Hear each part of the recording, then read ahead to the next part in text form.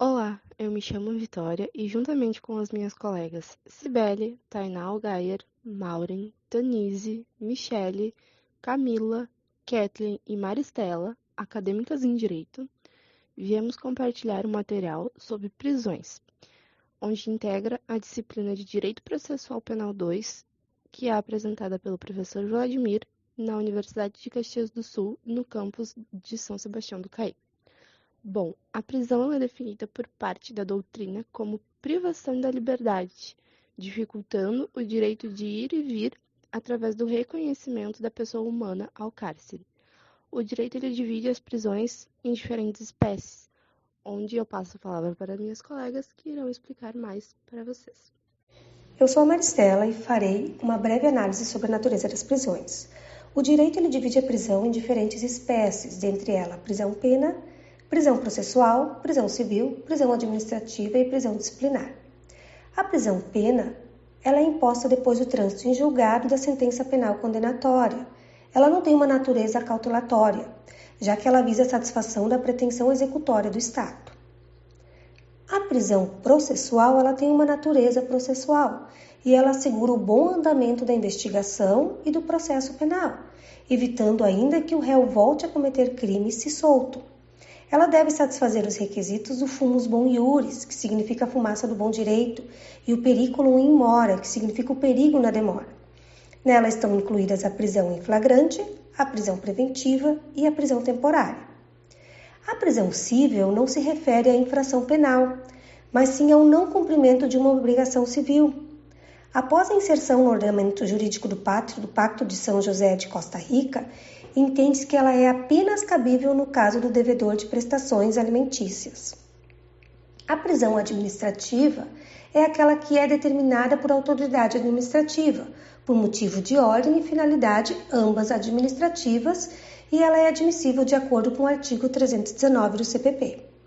Já a prisão disciplinar de militares, ela consiste no confinamento dos servidores militares que não seguiram as leis regulamentadoras, cometendo transgressão disciplinar grave.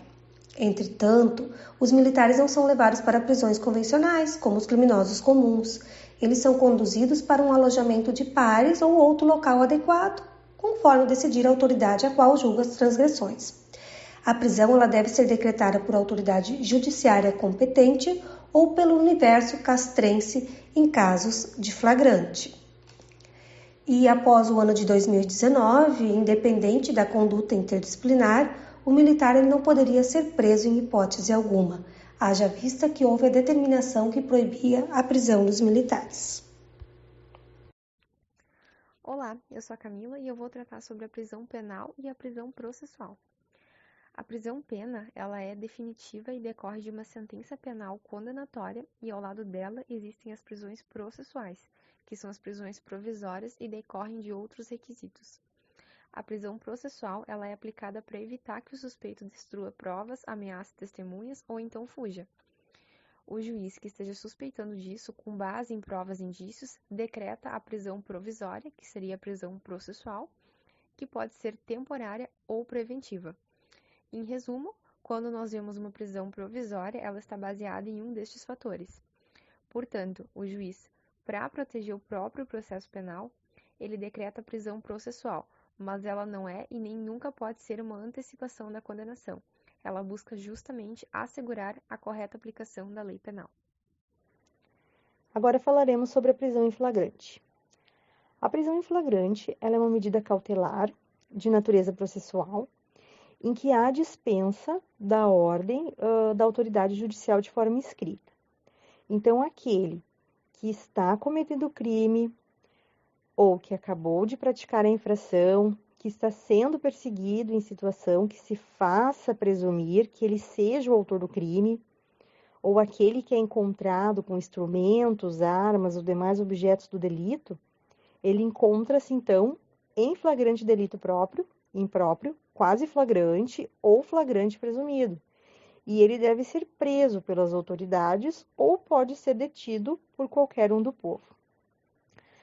O artigo 302 do Código de Processo Penal ele prevê 3 modalidades, que é o flagrante próprio, que tem previsão nos incisos 1 e 2, que ocorre, então, quando a pessoa ela é pega no momento em que está praticando a ação penal ou logo depois de ter cometido o crime.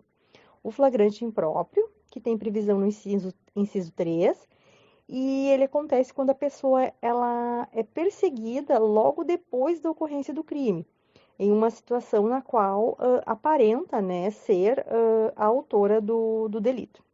E o flagrante presumido, que tem previsão legal no inciso 4, a pessoa ela é encontrada logo depois do crime.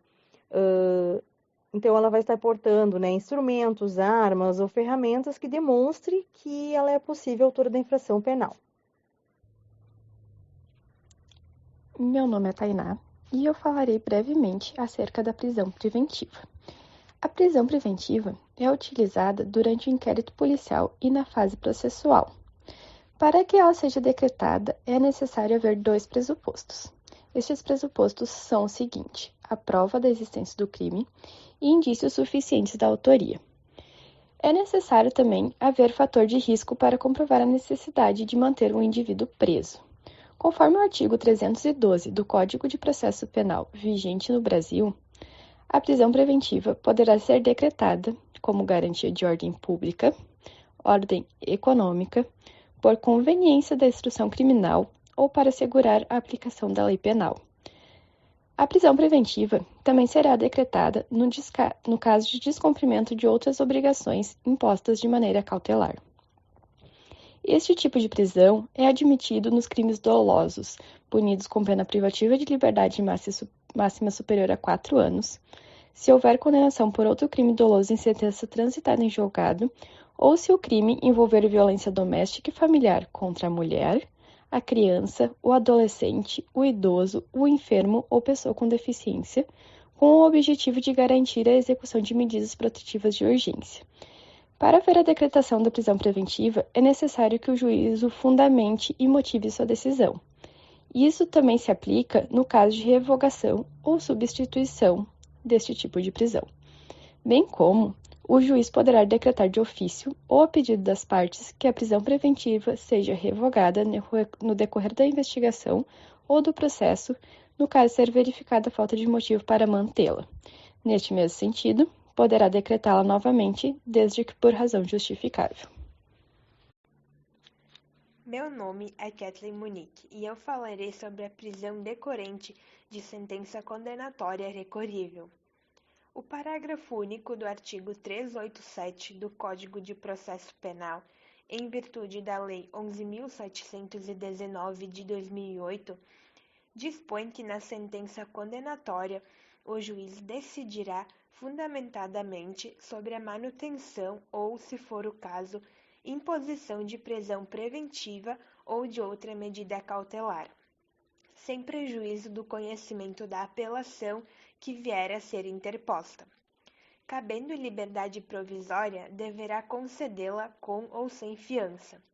Se o réu responde o processo em liberdade, a justificação da prisão também é de rigor, e o móvel passa a ser basicamente a presença ou não dos fundamentos da preventiva, já que os maus antecedentes e a reincidência como base para a prisão foram revogados. Oi, eu sou a Michelle Bock e tratarei sobre a prisão temporária. A prisão temporária ela é uma prisão cautelar que só pode ser decretada pela autoridade judiciária, porém não de ofício, em face da autoridade policial ou de requerimento do Ministério Público. Para ocorrer a prisão temporária, é imprescindível que o indivíduo indiciado não possua residência fixa ou não forneça esclarecimento sobre sua identificação, e quando houver motivos razoáveis, baseado em prova admitida na legislação penal, da autoria ou participação do indiciado em algum delito. Tal prisão só é admitida durante o inquérito, ou seja, somente é cabível na fase pré-processual. Alguns exemplos de crimes onde pode ser exigido a prisão temporária são de homicídio doloso, roubo, extorsão, sequestro, estupro, entre outros. O prazo da prisão temporária é de no máximo 5 dias, podendo ser prorrogável por igual período, comprovada a necessidade. Já no caso de crime hediondo, a Lei 8.072 de 90 ampliou o prazo para 30 dias, podendo ser prorrogáveis por igual período, caso haja necessidade. prisão domiciliar, uma modalidade de prisão estabelecida, a qual permite que o agente permaneça recolhido em sua residência, só podendo se ausentar com autorização judicial. Contudo, precisa haver comprovação de requisitos, conforme o artigo 318 do Código de Processo Penal.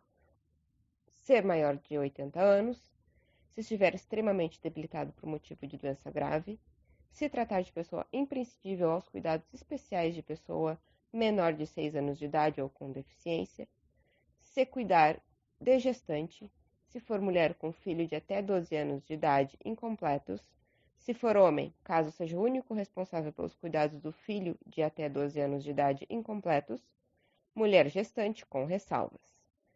Deve ver-se, entretanto, que a substituição da prisão preventiva pela domiciliar constitui mera faculdade do juiz, não sendo obrigatória. Diante do que foi narrado neste podcast, espera-se que este trabalho de curricularização possibilite que a comunidade, no geral, conheça um pouco mais sobre os tipos de prisões presentes em nosso ordenamento jurídico brasileiro, seus objetivos, conceitos e princípios gerais para a sua aplicabilidade. O conteúdo deste podcast integra a disciplina de Direito Processual Penal 2, ministrado pelo professor Vladimir Luiz Rosa da Silva, na Universidade de Caxias do Sul, campus universitário Vale do Caí.